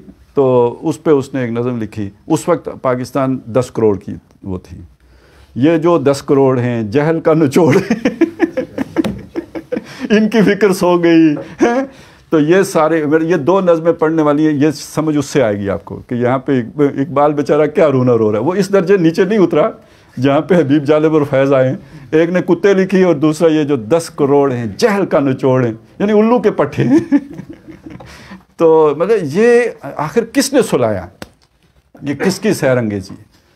یہ کس کا جو ہے نا یوجب قولہ فی الحیات دنیا ہے کہ جس نے لوگوں کی مت مار کے ان کی آزادی چھن گئی اور ان کو کوئی پرواہ نہیں. اب تو ہمارے تو یہ لطیفے بن رہے ہیں نا کہ وہ ایک پل تھا جس سے ایک شہر کے لوگ دوسرے شہر جاتے تھے، وہاں پہ ٹیکس لگا ہوا تھا، بادشاہ نے ٹیکس دگنا کر دیا، کوئی ری ایکشن نہیں ہوا. بادشاہ نے تگنا کر دیا، کوئی ری ایکشن نہیں ہوا. بادشاہ نے کہا اچھا ان کو 2 لتر مارو، کوئی ری ایکشن نہیں ہوا. پھر اس کے بعد اس نے کہا 5 مارو، پھر ری ایکشن نہیں ہوا. پھر اس نے کہا یار ہو سکتا ہے میری CID رپورٹ نہ کرتی ہو، خود چلا گیا وہاں، کھلی کچہری لگائی. لوگوں سے پوچھا کوئی مسئلہ مسائل، انہوں نے کہا جی کوئی مسئلہ نہیں ہے، بس یہاں پہ آپ نے لتر مارنے والے تھوڑے رکھے ہوئے ہیں، لائن لمبی لگ جاتی ہے، لتر مارنے والوں کی تعداد میں اضافہ فرما دیجئے. تو یہ جو 10 کروڑ ہیں جال کا نچوڑ ہیں، یہ ذرا اس کو سمجھیں. تو میں نے ناداروں کو سکھلایا سبق تقدیر کا، میں نے منعم کو دیا سرمایہ داری کا جنوں. اب یہ بھی بہت اہم بات ہے. اب یہ منعم بھی ہو سکتا ہے، منعم بھی ہو سکتا ہے. ویسے اللہ کے اعتبار سے دیکھیں تو نعمتیں تو سب اللہ نے دی ہیں، تو جس کے پاس جو نعمتیں اللہ کی دی ہوئی ہے تو اس اعتبار سے منعم ہوگا. تو بہرحال جس پر اللہ نے نعمتیں کیوں، وہ یعنی آگے بھی عطا کرنے کے قابل ہوتا ہے تو وہ دوسروں کو بھی دیتا ہے نعمت، تو منعم بھی کہہ سکتے ہیں اس کو. اچھا اب یہ جو منعم کو سرمایہ داری کا جنوں، اس کا کیا مطلب ہوا؟ اس کا صبر نہیں ہو سکتا کہ یہ بھئی کہے میں نے اتنی دولت 1 ارب 10 خرب یہ بنا لی ہے، وہ کر لی ہے، 10 نسلوں کی ہو گئی ہے، تو اب میں رک جاؤں، اب کوئی ملک و ملت کی خدمت بھی کر لوں. چلو بہت بنا لیا، بہت کھا لیا، بہت چوریاں کر لیں، بہت اڑا لیا، تو اب کچھ نیب کے پاس جمع بھی کرا دوں. نہ، یہ نہیں ہو سکتا. یہ جنوں دینے کا مطلب یہ ہے کہ حل من مزید. وہ جو حدیث میں آیا نا کہ اولاد آدم کا معاملہ یہ ہے کہ اگر اس کے پاس ایک سونے کی بھری ہوئی وادی ہو تو خواہش ہوگی کہ ایک وادی اور. یہ رکنے والی شے نہیں ہے. الہاکم التکاثر حتی زرتم المقابر. لیکن یہ صاحب دعویٰ یہ کر رہے ہیں کہ یہ جنوں میں نے دیا ہے. اچھا ایک پوائنٹ اور بھی ہے جو اس میں بڑا اہم ہے شیطنت کے اعتبار، یعنی شیطنت کو اگر آپ نے سمجھنا ہے تو ایک بات یہاں پہ اور بھی آئی ہوئی ہے. شیطان کو نہیں پتہ حقیقت کیا ہے، میرے آپ سے زیادہ پتہ ہے اسے. لیکن وہ اپنے لوگوں کے سامنے یہ سارا جو کچھ بھی ہے اس کو اپنی طرف منسوب کر کے یہ جو ساری لافزنیاں کر رہا ہے، تو یہ پتہ ہے یہ وہ چیز ہے۔ ایک جھوٹ وہ ہوتا ہے نا، جھوٹ ایک قسم وہ ہے کہ جو جھوٹ آپ بولتے ہیں کسی مطلب پھنس گئے ہیں، کوئی جان چھڑانے کے لیے، کوئی پولیس والوں کے آگے، کوئی عزت بچانے کے لیے، اسے میں کہتا ہوں یہ دفاعی جھوٹ ہے، انفعالی جھوٹ ہے کہ آپ پھنس گئے اپنی جان بچانے کے لیے آپ نے جھوٹ بولا۔ ایک اقدامی جھوٹ ہے، آپ پھنسے پھوسے نہیں ہیں، لیکن یہ کہ آپ نے جو بھی اسٹریٹجی بنائی ہے، جو آپ نے پلان بنایا ہے، وہ جس جھوٹ پہ کھڑا کیا وہ آپ پوری ڈٹائی کے ساتھ سچ کو جانتے ہوئے جھوٹ بول رہے ہوتے ہیں۔ اب اس کو ایک اور اینگل سے سمجھ لیجئے۔ ایک یہ ہوتا ہے کہ جی آپ کا موقف کسی وجہ سے آپ کو سمجھ ہی غلط آئی، پرسپشن آپ کی غلط تھی، آپ اسی موقف کو لے کے کھڑے ہو گئے، ہے تو غلط۔ لیکن ایک دوسری صورت یہ کہ آپ کو معلوم ہے کہ سچ کیا ہے اور آپ پھر بھی غلط موقف لے کے کھڑے ہو گئے، یعنی اس کے لیے تو ایک ایکسٹرا بوتل جو ہے نا وہ پولیو کے قطرے کی پینے کی ضرورت ہے، یعنی چند قطروں سے یہ بات نہیں ہو سکتی، یہ تو مطلب اسپیشل ڈٹائی چاہیے اس کے لیے۔ اچھا، اس کے لیے جو لفظ ایک بڑا عجیب یعنی ترجمہ کیا ہے، اور واحد ترجمہ ہے جو شیخ الہند نے لفظ سے دور جا کے کیا ہے، نہیں تو وہ جو بھی قرآن کا لفظ ہوتا ہے اس کے قریب رہ کے ترجمہ کرتے ہیں۔ فاجر کا ترجمہ انہوں نے ڈھیٹ کیا ہے، لفظ سے بہت دور چلا گیا ہے، کیونکہ فاجر تو پھٹنے کو کہتے ہیں، یعنی پھاڑنے والا یا پھٹ جانے والا، یہ ہے فاجر۔ اب یہ جو فاجر ہے اس کا ترجمہ ڈھیٹ کیسے ہو گیا؟ یہ تفسیری ہے گویا، یعنی با محاورہ سے بڑھ کر یہ تفسیری قسم کا ترجمہ ہے کہ ایک شخص ڈھیٹ کب بنتا ہے کہ جب اس کی حیا کی چادر پھٹ جاتی ہے، بے شرم ہو جاتے ہیں، بے حیا ہو جاتے ہیں، اور بے حیائی کی سب سے بڑی علامت یہ ہے کہ آپ کو معلوم ہو کہ سچ کیا ہے آپ پھر بھی جھوٹ بول رہے ہیں، اور لوگوں کو بیوقوف بنانے کے یہ تو شیطان یہاں پہ یہ کام کر رہا ہے، اپنے مشیروں کے سامنے یہ ساری جھوٹ بول رہا ہے جبکہ اسے حقیقت کا پتہ ہے۔ اور جو شیطان کی پارٹی کا حصہ بنتا ہے ان کی بھی یہی عادت ہوتی ہے۔ یہودی تھے نا، قرآن مجید نے بار بار نہیں بتایا کہ ان کو پتہ ہے، اصل بات کا پتہ ہے، پھر بھی جھوٹ بولتے ہیں۔ یعرفونہ کما یعرفون ابناءہم وان فریقا من اہل الکتاب لیکتمون الحق وہم یعلمون۔ حق چھپاتے ہیں جانتے ہوئے چھپاتے ہیں، انہیں پتہ ہے کہ صحیح موقف کیا، پھر بھی الٹا کام کرتے ہیں، جانتے بوجھتے غلط کام کرتے ہیں۔ یہی کام منافقین نبی صلی اللہ علیہ وسلم کے دور میں کرتے تھے، اور آج بھی وہی لوگ، مطلب وہی فاجر، وہی ڈھیٹ، وہی بے شرم، وہی بے حیا لوگ کہ جنہیں معلوم ہو کہ حقیقت کیا ہے پھر بھی اپنے مفادات کی خاطر جھوٹ بولیں، یہاں تک کہ اللہ کی کتابوں میں بھی تعریف کریں، اس کو بھی چھپا لیں، اس کو بھی دبا لیں، آدھا دکھائیں آدھا چھپائیں۔ تو یہ در حقیقت خالص ایک شیطانی طریقہ واردات ہے، سچ کو چھپا لینا، سچ کو دبا لینا، اور تقریر اتنی اعتماد سے، اتنی پر تاثیر، یوجب قولہ فی الحیات الدنیا، اس میں اعتماد بھی ہے، اس میں لفاظی بھی ہے، وہ ساری چیزیں ہیں۔ تو میں نے منعم کو دیا سرمایہ داری کا جنوں، اور یہ جو اچھا یہ اس میں یہ جو سرمایہ داری کا جنوں ہے، اسی کا تقاضا یہ ہے کہ نسل انسانی کو تباہ کر دو، کیونکہ ان کے اندر بغاوت پیدا ہوتی ہے۔ روبوٹ لے آؤ جو آپ کی فیکٹریوں میں کام کریں، اسی کا تقاضا یہ ہے کہ 3 ارب انسان مارنے پڑیں تو مار دو۔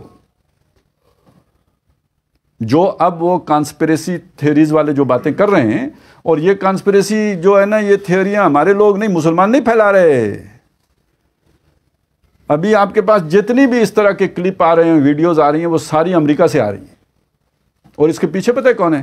اصل میں وہاں پہ بھی وہاں کا ٹریڈیشنلسٹ آ رہے ہیں نا، جو اصلاً وائٹ سپریمیسی والے ہیں، لیکن وہ اپنی روایات کا تحفظ چاہتے ہیں۔ جیسے یہاں پہ ہندوتوا والے اپنی روایات کا تحفظ چاہتے ہیں، تو ایسے وہ اپنی روایات کا تحفظ چاہتے ہیں۔ تو یہ جو لبرل طبقہ ہے، جیسے وہ یہ ڈیموکریٹس ہیں، یا جو اس طرح کے جو لوگ ہیں، ان کو وہ جیسے ہم انہیں دجال کے ایجنٹ کہتے ہیں تو وہ بھی دجال کے ایجنٹ کہتے ہیں۔ ان کے لیے بھی یہ جو ہے نا ڈیپ سٹیٹ کے لوگ ہیں، اور وہ ہیں کہ جو روایت پرست ہیں، روایت پسند ہیں۔ تو یہ وہ لوگ ہیں کہ جو دنیا میں 3 ارب انسان، 5 ارب انسان مر جائیں تو انہیں کوئی پرواہ نہیں ہے، اور یہ کس وجہ سے؟ یہ سرمایہ داری کا جنوں ہے کہ جو انہیں یہاں پہ لے کے آ گیا۔ یہ ویسے تو مضمون اسد بھائی یہ آپ کا اور کیوان بھائی کا ہے، اکنامک اطمینان والا. کون کر سکتا ہے اس کی آتش سوزاں کو سرد، جس کے ہنگاموں میں ہو ابلیس کا سوزے دروں. تو یہ سوزے دروں جو ہے یعنی سوز و ساز اور جو تپش اور آگ اور عشق، یہ سب کے لیے یہ لفظ استعمال ہو جاتا ہے. تو ابلیس کے اندر بھی تو ایک الاؤ روشن ہے نا. قرآن نے تو صاف کہا یہ حسد ہے اس کا، یعنی اللہ کے نقطہ نظر سے دیکھیں تو حسد کی آگ میں جلنا. تو جو انرجی وہاں سے آ رہی ہو اس حسد کی آگ سے، وہ ٹھنڈی کیسے پڑ سکتی ہے؟ یہ تو اسے قیامت کی صبح ہی ٹھنڈا کرے تو ہو، اس سے پہلے یہ ٹھنڈی نہیں ہو سکتی. اچھا یہ بات اس نے کیوں کہی؟ یعنی یہ جو خطرہ نظر، اب یہ یہاں پہ کھلا چیلنج کس سے ہے؟ آپ سوچیں، جس نے اس جہاں کا نام کاف و نون رکھا تھا وہ کون ہے؟ پروردگار. ٹھیک ہو گیا، اس نے اسے بنایا. اب ابلیس یہ کہہ رہا ہے کہ وہ اسے تباہ کرنا چاہتا ہے. دعویٰ کیا کر رہا ہے؟ میں نہیں تباہ ہونے دوں گا. اپنے لوگوں کے سامنے ابلیس کا دعویٰ کیا ہے؟ اللہ تباہ نہیں کر سکتا، میں نہیں ہونے دوں گا. یہی مطلب نکلا نا. اس سے اس پوری ذہنیت کو سمجھیں. جیسے اس بندے نے کہا میرا باغ تباہ نہیں ہو سکتا، ما اظن ان تبید هذه ابدا. جیسے پہلے لوگوں نے کہا ما لنا من زوال، ہمیں کوئی زوال نہیں آنا. یہ سوچ کس کی ہے؟ یہ شیطان کی سوچ ہے کہ وہ ہمیشہ یہ لارا لپا لگا کے رکھتا ہے کہ آپ کو زوال نہیں آنا. ویسے میں اشارہ کر دوں، ڈی این اے کی بات آئی ہے تو قرآن مجید نے ایک بات یہ بھی کہی ہے کہ ان میں سے ہر ایک چاہتا ہے یود احدہم لو یعمر الف سنہ، 1000 سال جینا چاہتے ہیں. یہ جن کو سرمایہ داری کا جنون ہے وہ کیوں نہیں 1000 سال جینا چاہیں گے؟ تو جب ڈی این اے میں جا کے آپ چینج کر سکتے ہو تو کیوں نہیں 1000 سال کی زندگی کا بھی کوئی سامان کر سکتے؟ اگر نوح علیہ السلام 1000 سال زندہ رہ سکتے ہیں تو انسان کے پوٹینشیل میں تو ہے نا 1000 سال کی زندگی.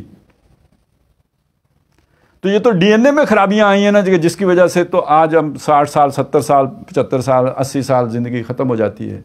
تو ذرا ادھر جا کے کچھ اس کی ریکٹیفیکیشن کر دیں تو ہو سکتا ہے. تو بے فکر رہو، میں اس نظام کو ڈوبنے نہیں دوں. یہ کھلا چیلنج ہے اللہ کو. اچھا یہ جہاں پہ وہ ذکر آیا نا کہ مطلب یہ 1000 سال جینا چاہتے ہیں، آگے بات کیا ہے؟ کل من کان عدوا لجبریل فإن، پہلی بات تو یہ نا کہ وہ جبریل کی بات. اس سے آگے کیا؟ من کان عدوا للہ وملائکتہ ورسلہ فإن اللہ عدو للکافرین. یہ جنگ اب صرف انسانوں سے نہیں ہے، یہ جنگ براہ راست اللہ سے ہے. شیطان نے اپنے حواریوں کو اللہ سے جنگ لڑنے کے لیے تیار کر لیا ہے. کہتے ہیں میں اللہ کا مقابلہ کر رہا ہوں، اسے میں نے انسانوں کے معاملے میں شکست دے دی ہے. خلیفے صاحب وہ لیٹے ہوئے ہیں سارے. اب معاملہ یہ رہ گیا کہ یہ جو اس کا یہ اب وہ تباہ کرنے پہ آ گیا، مایوس ہو گیا. یعنی وہ نعوذ باللہ اللہ کے بارے میں یہ کہہ رہا ہے کہ وہ مایوس ہو کے دنیا ختم کرنے کے در پہ ہو گیا ہے. تو اس کی پرواہ نہ کرو، میں نہیں ہونے دوں گا. یہ میرا جہاں ہے، میں نے بنایا ہے اور میں اللہ کو تباہ نہیں کرنے دوں گا. اور یہ بات ایسی نہیں ہے. حدیث میں آتا ہے کہ وہ جو مختلف جو لڑائیوں کے بعد جو آخری وہ قوم نکلے گی تو وہ آسمان کی طرف تیر چلائیں گے. آج یہ سمجھے میزائل چلائیں گے، تیر چلائیں گے یہ کہتے ہوئے کہ زمین والے ہم نے ختم کر دیے، اب آسمان والے کو بھی ختم کرتے ہیں. اللہ تعالیٰ ان کے تیروں کو خون آلود کر کے واپس کرے گا. میں اس کا مطلب یہ لیتا ہوں کہ ان کے جو بھی سسٹم ہوگا اس پر آ جائے گا کہ ٹارگٹ پر ہٹ کر گیا ہے، خون آلود کر کے واپس کرے گا. تو وہ جشن منائیں گے کہ آسمان والا بھی ختم کر دیا. تو یہ سٹار وار جو ہے، یہ سٹار وار، بھائی سٹار وار کس کے خلاف ہے؟ قرآن مجید سورہ رحمان 2 آیتیں ذہن میں لائیں. یا معشر الجن والانس ان استطعتم ان تنفذوا من اقطار السماوات والارض فانفذوا لا تنفذون الا بسلطان. نہیں نکل سکتے، یعنی کائنات کو کراس کرنا تو ناممکن ہے، تم ہو ہی نہیں سکتا. لیکن یہ کہ اوپر جانے کا جو بھی ہے، جن جاتے ہیں ان کو تو اللہ ویسے مارتا ہے. وہ شہاب ثاقب دخورا ولہم عذاب واصب، وہ تو ان کے لیے ہے ہی ہے. لیکن یہ کہ اس کے مقابلے میں جو انسان ہے، یہ خلیفہ صاحب ہے، اس کو تو فرشتے نے سجدہ کیا ہوا ہے نا، اس کو نہیں مارتا. تو ابھی جن اور انس مل کے جا رہے ہیں، یہ سمجھ لیں. اس لیے کہ انسان جائے گا تو وہ جو بھی اسکائی لیب ہے یا کیا ہے، جو کیا ہوتا ہے وہ شٹل، اس کو کچھ نہیں ہوگا، کیونکہ خلیفہ صاحب جا رہے ہیں نا. ساتھ جن بھی چلا گیا انسان کی اوٹ لے کے، من ورائے جدر من ورائے الانسان، وہ بھی چلا گیا. لیکن کوئی ریڈ لائن ہے، مطلب اسلام آباد کا ریڈ زون ادھر بھی ہے نا، تو وہ جو ریڈ زون میں جب جاؤ گے، یرسلو علیکما، تم دونوں پر برسائیں گے، شواظ من نار، آگ کے گولے، و نحاس، اور دھوئیں کے گولے، فلا تنتصران، مقابلہ نہیں کر سکو گے تم. تو یہ جنگ کس کے ساتھ ہوئی؟ تنتصران، جو تو قرآن کے الفاظ ہیں. تم دونوں مقابلہ نہیں کر سکو گے، انتقام نہیں لے سکو گے. تو اصل پروگرام تو اللہ سے لڑنے کا ہے. ٹیکنالوجی شیطان کی کہاں پہنچ گئی ہے؟ آپ ابھی کتنے ایٹم بم، ایک ہی چیز ہے پائی ایٹم بم تڑا، یہ تو چوں بھی نہیں کرے گا آپ جب فائر کریں گے اسے. تو اب ڈرون اور پتہ نہیں کیا ہے یار، وہ تو کہاں سے کہاں، اب وہ کیا کیا ویپنز آ گئے ہیں، اب کرونا بھی آ گئے ہیں. ٹھیک ہے نا؟ تو یہ باتیں بہت آگے ہیں. یہ سب حقیر باتیں ہیں. وہ شیطان کی پلاننگ اس سے بہت آگے کی ہے. زلزلے لانے کی قدرت، بارشیں برسانے کی قدرت، یہ دجال کی قدرتوں میں یہ سارا کچھ حدیثوں میں ذکر ہوا ہے یا نہیں؟ تو یہ میں اس کی حفاظت، یہ میرا جہان ہے، میں نے بنایا ہے. اللہ کا جہان میں نے توڑ پھوڑ دیا ہے، اور یہ میرا جہان ہے، میں اس کو ختم نہیں ہونے دوں گا. یہ یقین ہے اس طرف، یہ اعتماد ہے اس طرف. اور یہ اس طرف، یہ کون لوگ ہیں جی جن کو شیطان یہ اعتماد دے رہے ہیں؟ ایک تو یہ تو اس کے خصوصی مشیر ہیں، لیکن ایک بات سمجھ لیں، یہ مشیر اگر سارے جن نہیں ہیں تو زیادہ پوٹینشل جن کا ہے یا انس کا ہے؟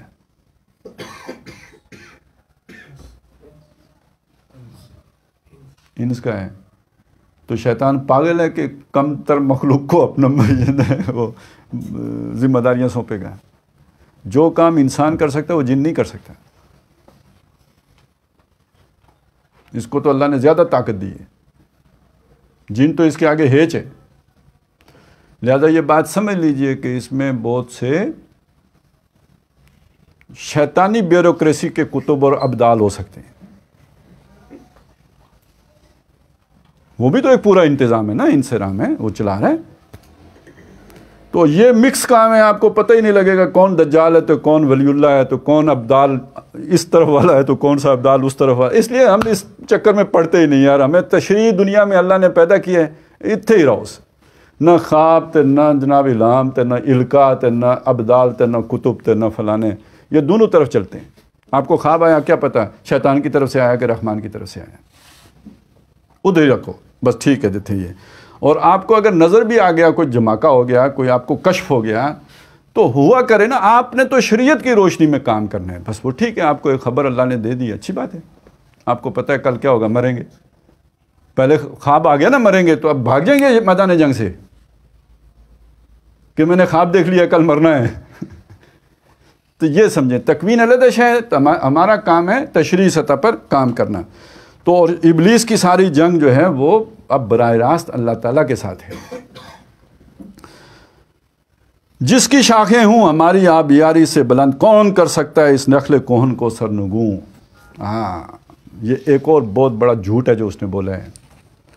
پہلی بات تو یہ کہ ٹھیک ہے، جو آج کا جو نظام ہے یہ ابلیسی نظام ہے، اور ابلیس ہی نے اس کی آبیاری کی ہے. یہ بات تو بالکل ٹھیک ہوگی. یہ نخل کوہن ہے، یہ جھوٹ ہے. یہ نخل کوہن نہیں ہے. قرآن مجید نے یہ کہا، یہ جو نخل کوہن ابلیسی ہے اس کو قرار ہی نہیں، ما لہا من قرار. وہ جو الم تر کیف ضرب اللہ کلمۃ طیبۃ کشجرۃ طیبۃ اصلھا ثابت وفرعھا فی السماء، یہ ہے نخل کوہن. آدم علیہ السلام سے لے کے آج تک یہ نخل کوہن ہے. اس کے مقابلے میں وَكَلِمَةُ خَبِيثَةٍ كَشَجَرَةٍ خَبِيثَةٍ اجتثت من فوق الارض ما لها من قرار. لیکن وہ بدماش کہہ رہے ہیں یہ نخل کوہن ہے. یار اس کی ساری کہانی 400 سال پرانی ہے تیری. آج سے 1000 سال پہلے تیرا یہ نخل کوہن کہاں تھا؟ یہ تو سارا اب کی شے ہے، اور تورات میں اس کی پیشن گوئی ہے.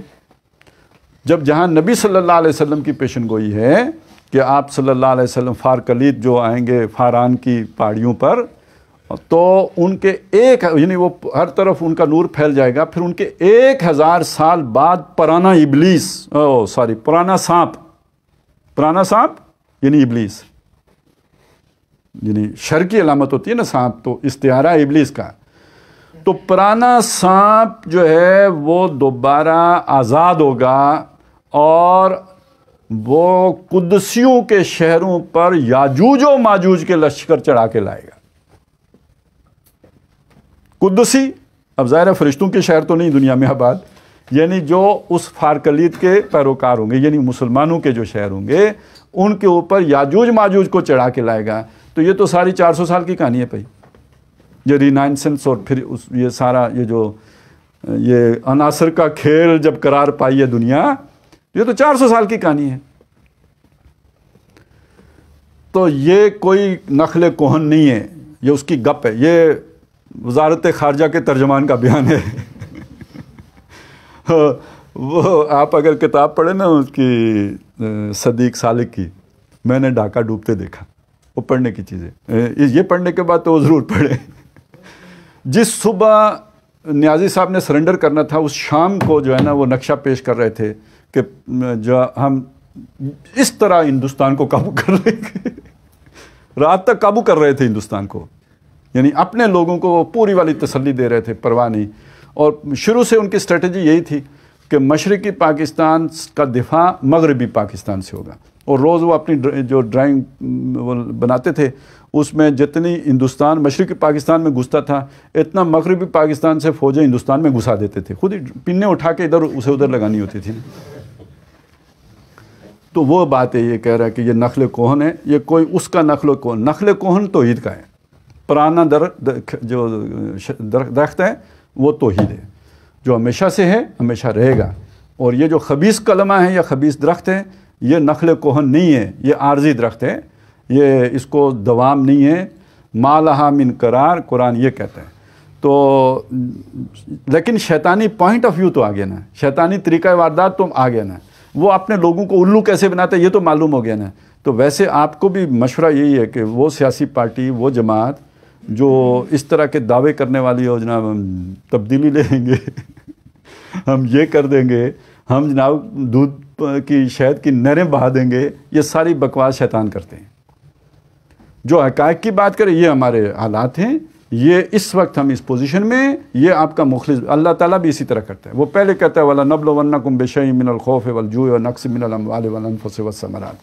جو آپ کو حقیقت شناس بنائے وہ تو ہے حق کی طرف، اور جو آپ کو لارے لپے لگائے، لافزنیاں کرے، گپیں ہانکے، اس موڑ کے آگے منزل ہے بتائے، یہ ہے وہ جھوٹا، فریبی، مکار، اور یہ ہے سارا شیطانی طریقہ۔